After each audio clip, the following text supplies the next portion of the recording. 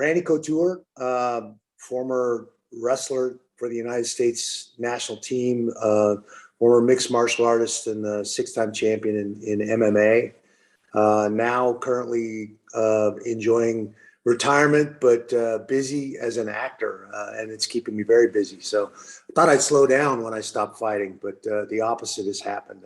I've been busier than I've ever been, but it's fun. I'm enjoying it. Do you mind if we just jump right into some of the student questions? Absolutely.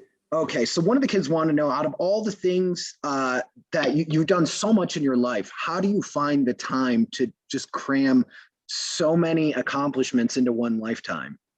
It's a challenge. The balance is always a challenge. I think certainly as an athlete, we tend to be egocentric, and there's a little bit of selfishness involved in that because you have to make sacrifices. You're sacrificing time with your family, time at home, to go to camps, to travel all the time and compete. And so finding that balance is a real challenge as a professional athlete, and certainly as an actor. I did 5 movies this last year. It was a crazy year. That's the most movies I've ever done in 1 year. So, and it's shaping up to be another crazy year this year coming up. I've already got 3 movies lined up and on the docket. So finding that balance is a real challenge. I'd love to just sit on the couch and play with the remote control and watch TV, but that's not very rewarding, honestly, at the end of the day. You feel like you want to go out and accomplish some things. And I'm having fun learning more each and every time I go out as an actor and put myself in a role, learning more about stuff behind the camera. Eventually, I'd like to try to direct. I haven't really written anything yet as far as a script. I have been, I've been writing poetry and things like that since I was in college. I was a foreign language and literature major at Oklahoma State and started writing then, but I haven't really put anything together and written a script yet. But I'm very intrigued by the whole process of creating these kind of make-believe worlds and making them at least semi-believable, hopefully. And you're doing great, by the way. Congratulations on the success of the Expendables franchise and all the wonderful things that you've been doing with like Scorpion 2. And I know that you had mentioned previously about the production movie being behind the camera.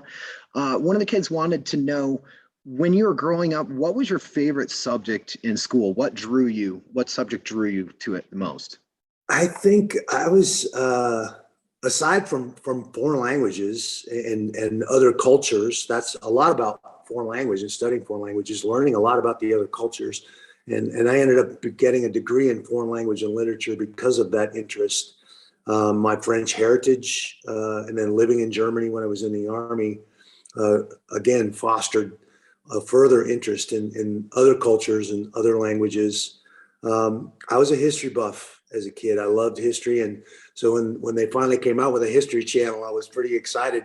Although that's gotten a little weird too now. It's a whole lot of ancient alien stuff on the History Channel these days, which I don't mind. It's interesting, but I do feel like they're preparing us for something.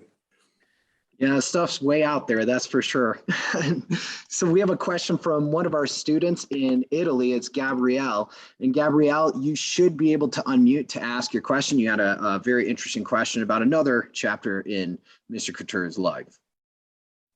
Hi, Randy. And my question is, what was the thing that most motivated you before a fight? I feel like I've been motivated to be the best at something for a long time. It started in high school, actually started in junior high school with the sport of wrestling. And I started wrestling for all the wrong reasons. I lived in Seattle, outside of Seattle, in a single parent household. My dad was never around, never really paid attention. But I'd heard my whole life what a great wrestler he was. So I thought, well, in my young mind, if I turned out for wrestling, maybe he'd come around. Maybe he'd pay attention a little bit. Now, that didn't work. He never saw me wrestle a single match, but I definitely found the place where I seemed to fit. Those coaches were very important mentors for me. And then I started setting goals. And here's a sport that I fell in love with, I was passionate about. I want to be a state champion. That was the first goal. I want to be a state champion. And so I started going about setting those small steps and writing out that map that was going to get me to that goal. And my mom was instrumental in helping me because I was working a job to pay for a car and stuff that, you know, that responsibility was on me if I was going to get that benefit. So she allowed me finally my senior year to kind of take a step back from working the job as well as go to school and focus more on my training, and ultimately won a state championship in 1981 as a senior in high school. That laid the blueprint. Now I knew I could do that. I could accomplish something if I set my mind to it. Life took twists and turns. I ended up getting married at 19 years old. That's what led me to the Army, was I needed to support a family. And I thought wrestling was over for me, but little did I know, at that time in the 80s, there were 5 million soldiers stationed in Central Europe, big sports programs, and wrestling was one of those. And I ended up wrestling for the United States Army and representing the Army, which led me to the national team, trying to make that Olympic team and be an Olympic champion. And again, all those things kind of fed off of each other. That road led me towards MMA and ultimately led me into mixed martial arts and fighting and becoming a world champion in fighting. So motivation was never an issue. I had set a goal to be the best at something, and I was going to make the sacrifices and do the things I needed to do or believed I needed to do to get there. And so before a fight, it's easy because there's nothing more intense and never more vulnerable than walking out in front of 25,000 people in your board shorts to engage in mutual combat with another human. It's a pretty intense situation. So motivation was never an issue. You did work, a lot of work, to make sure you put yourself in the best position to win, or hopefully win. I mean, there's certainly no guarantees, but you do the best that you can, and then you make the adjustments you need to make after the dust settles. So motivation has never really been an issue for me. I think you find your passion, you find the thing that you love, and then you figure out how to get where you want to be the best at that. That's great advice. And it sounds like what you're doing in the film industry is kind of similar with fighting, where there's a lot of pre-production and preparation before the actual main event. Absolutely. There is a similarity, not one that I recognized. Acting was not something I ever set out to do. Athletics opened that door back in the early 2000s.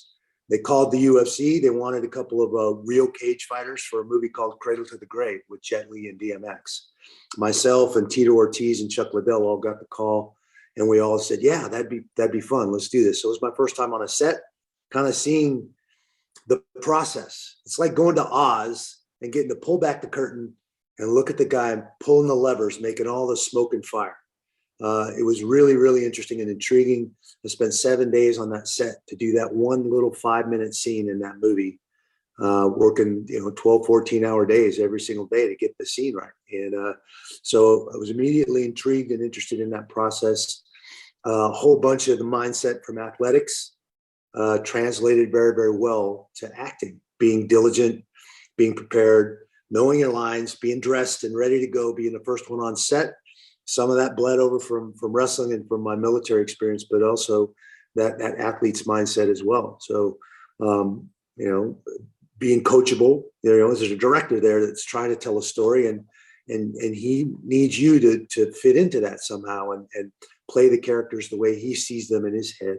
And that can be a hard thing to figure out sometimes, but that's part of being coachable. And I think that was an important thing that carried over for me as I transitioned from athletics to acting. Well, it's certainly exciting to see you not only transition, but also excel in this new industry. We have a question from Yukashenko, and he is in Madagascar. Yukashenko, you had a really good question. Go ahead and ask. Hi. Hi. Happy New Year. Happy New Year. So my question. Oh, sorry. We had a network issue with Yukashenko's connection, but she wanted to know, if you were not an actor and were not a business owner and were not a championship fighter and wrestler, what industry do you think you would have gone into? That's a great question. And I talk about this a lot. Things turn out the way they're supposed to turn out. You have to have a little faith sometimes. Now, I was college coach in wrestling. I was an assistant coach at Oregon State University for 7 years before I decided to try my hand at fighting and being a professional athlete and a professional fighter. And, you know, in 92 and 96 in the Olympics and the Olympic trials in the United States, I was the #1 guy in my weight class. Everybody expected me to make the Olympic team and win a medal. I'd beaten world champions and Olympic champions in the past in other competitions. So there was a lot of expectation on me in 92 and in 96 to be that guy. And I think if I'd had made those teams, I managed to come up short and lose in the final trials twice. Actually, that happened 4 times, but twice when I was the #1 guy and the guy to expected to win. Huge, you know, devastating for me to train for 4 years, put all that on the line and then walk out there and in the match to determine it all, lose. Pretty tough. But I think things turned out the way they had or should have. If I'd have won that medal, made that team, I think I'd be a college coach somewhere right now in the sport of wrestling. I don't think I would have forayed into mixed martial arts. I still had that competitive fire burning in my belly that led me into trying something new and putting myself out there in mixed martial arts. So I think you got to go with, I mean, look what I would have missed. A 14-year career as a professional athlete, and did more, you know, for myself and my family financially than I ever have anywhere else. So things worked out. And you've done a lot for the community too. First of all, we had a number of questions from students. They wanted to know about your biography, and you guys can find that. It's online. It's Becoming the Natural: My Life in and Out of the Cage, written by Randy. So you're also a published author. I don't know if you do oil paintings and sculpting, what other stuff you do on top of this, but okay, I'm learning new stuff all the time. But we have a good question from Albert. Albert is in Spain. Albert, you should be able to unmute to ask. Yes, hello. Hi, Albert. So, first of all, thank you for the meeting. It's a pleasure to be here. And so, what do you think are the 3 virtues that have you made prosper you more in life, or the 3 strengths, or what would you highlight the most about yourself? As far as characteristics important for success, is that the question? Yes, that's what he's getting. I think, first of all, is that passion. Find that thing that you just know you're made to do. Vocation. A vocation comes from the Latin word vocare, which means your calling, to call. I felt like, you know, yeah, I got into wrestling for all the wrong reasons, but it fit me. I took like a duck to water. I took to it, and it seemed like my calling. This is what I'm good at. And so I tended towards those types of sports, those individual combative sports. I played team sports too, but I feel like, first of all, that passion, then having the courage to step up and to pursue that passion with everything that you have, everything that you are. It can be a scary thing, putting yourself out there, certainly in an individual combative sport. I mean, I can remember my first wrestling match. I was in junior high school, wearing the compulsory uniform of that time, which was a pair of tights and a singlet, walking out in the middle of a mat to face an opponent in front of all my peers. All the other kids in that school were there in that gymnasium. Talk about butt pucker and being scared. That there was some courage involved in stepping out there and putting myself out there, showing potential vulnerability, which is something we don't like to do as humans. So I think I learned a lot about myself through that process, but finding that passion and then having the courage to pursue that passion, and then don't forget to draw that map. It's easy to say you want to do something or accomplish something, but a lot of people fail to draw all the small steps and the little things that you got to do to get there, and focus on those and share those with somebody that you trust, somebody that motivates you and that's important to you, your grandmother, your mother, your father. For me, it was my coaches and some of my very close friends. You don't want to share that with frivolous people, because they're not going to hold you accountable. And that's what it is. Iron sharpens iron. So one man sharpens another. We're accountable to each other, and we need to find those people in our lives that motivate us, push us forward, and hold us accountable. That is, my dad always says that, iron sharpens iron. So one of our kids from France, they wanted to know, what was your inspiration for the GI Foundation?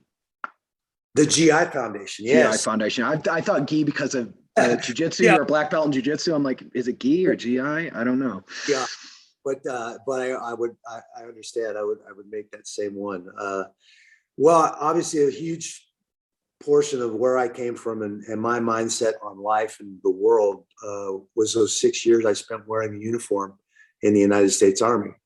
And like I said, I didn't join the Army out of the graciousness of my heart. I had a family to support, and that was an easier way to go about supporting a brand new family. I had a baby on the way, and so I went to the Army recruiter. There was no way I was going to be able to continue to afford college, and I hadn't gotten any scholarships or any offers like that out of high school. So I ended up joining the Army to support a new family. And lo and behold, again, things worked out the way they were supposed to. I ended up in the right places, met the right people. And I think that Army service, in a formative time in my life from 19 to 25 is a pretty formative time in most of our lives. I look at the world in a particular way because of that experience. Now, 30 years later, I get a chance to give back to some of those guys that took that same oath, those guys and gals that took that same oath that I took, up to and for their life potentially. Obviously, that became a lot more significant after 9/11 and the war on terror started. I had a lot of friends that were from that world that put their butts on the line, that went to war. And it's something I never had to do. In the 80s, none of that was going on. So it struck a chord with me for sure. And in 06, I went to Iraq and I spent 12 days on the ground with our soul in Iraq. In 07, I got to go to Walter Reed and Bethesda in Washington, D.C. We put on a barbecue for a bunch of the families and a bunch of the soldiers that were there in the hospital going through getting fitted for prosthetics, learning to walk again, going through surgeries after being wounded in combat. And that was a very stark situation for me as someone who had taken an oath and worn that uniform as well. And I heard a lot of horror stories. So we started the foundation at that time in 07, 08 to start taking some financial pressure off of some of these guys that had been wounded in combat. And the Extreme Couture GI Foundation grew out of that. And now I'm also heavily involved with the MVP program, Merging Vets and Players, in helping both professional athletes and our veterans as they transition from wearing those uniforms, whether that's a hockey uniform or a football uniform or an MMA gloves and shorts. That's a huge piece of your identity. And when you walk away from that, when you retire from that, it's a big struggle. And that's the same struggle that a lot of our veterans have after wearing their uniforms and walking away from their uniforms. Who are they now? What's their purpose now? What are they going to do? They've been of service while they're wearing the uniform. And now what? Now who are they? So helping them find that new purpose, giving them an outlet to both train and sweat, but get reconnected to people that speak the same language has been hugely powerful. We're in 7 cities now across the United States and expanding each and every year. So those are 2 that I'm very proud of. And again, just comes from part of my journey on this rock spinning around in the middle of space was being a soldier and having an affinity for that. So trying to give back to that community, especially those that have made significant sacrifices. Well, thank you very much from the bottom of our hearts doing that. I want to take this opportunity to let the students know we will have a series of guest speakers who are veterans who are going to be telling their stories from both Iraq and Afghanistan starting next week. And we will have Randy's links to everything he's talking about, so you guys can check out these websites wherever you're at in the world. We have 2 more questions. Is that okay? And we'll let you go.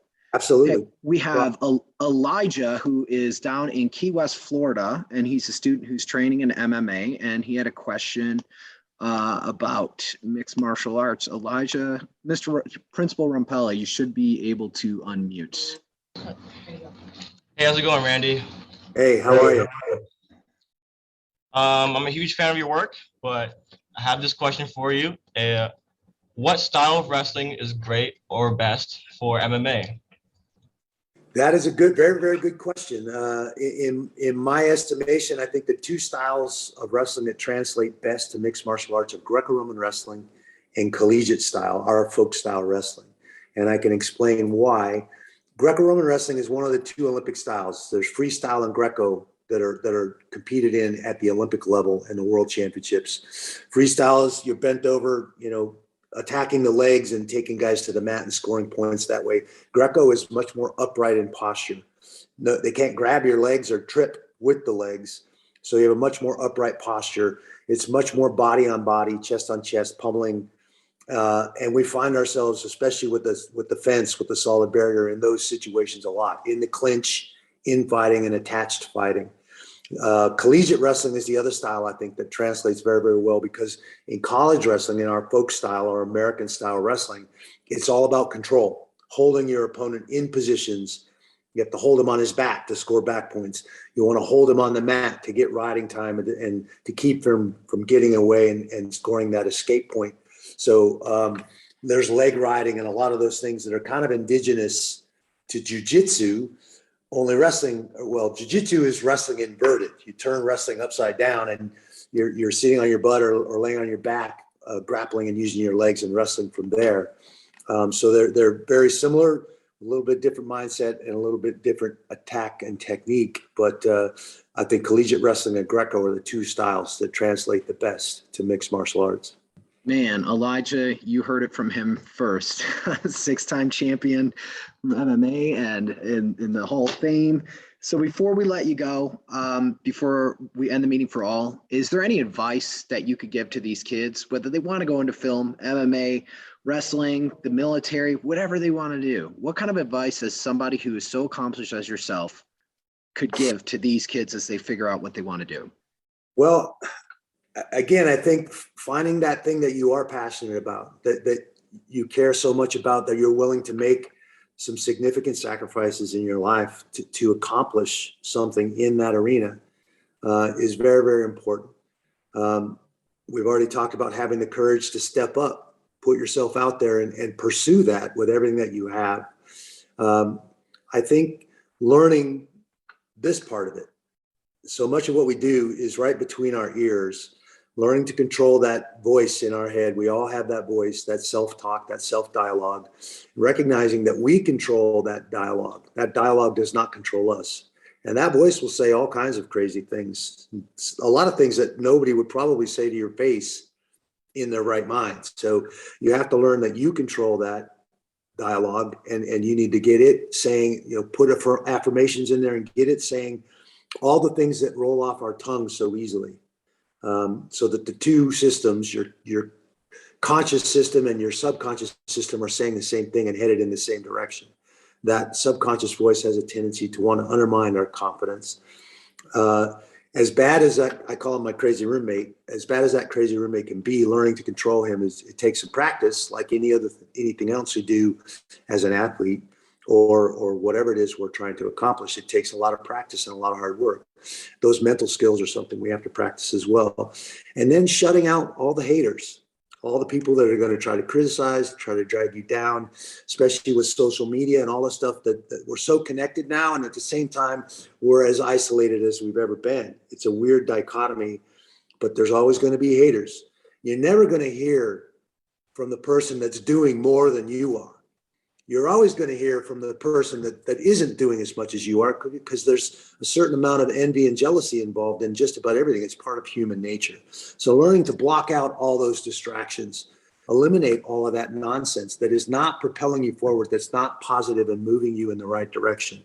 And that, again, is a huge task, especially nowadays, as connected as we are.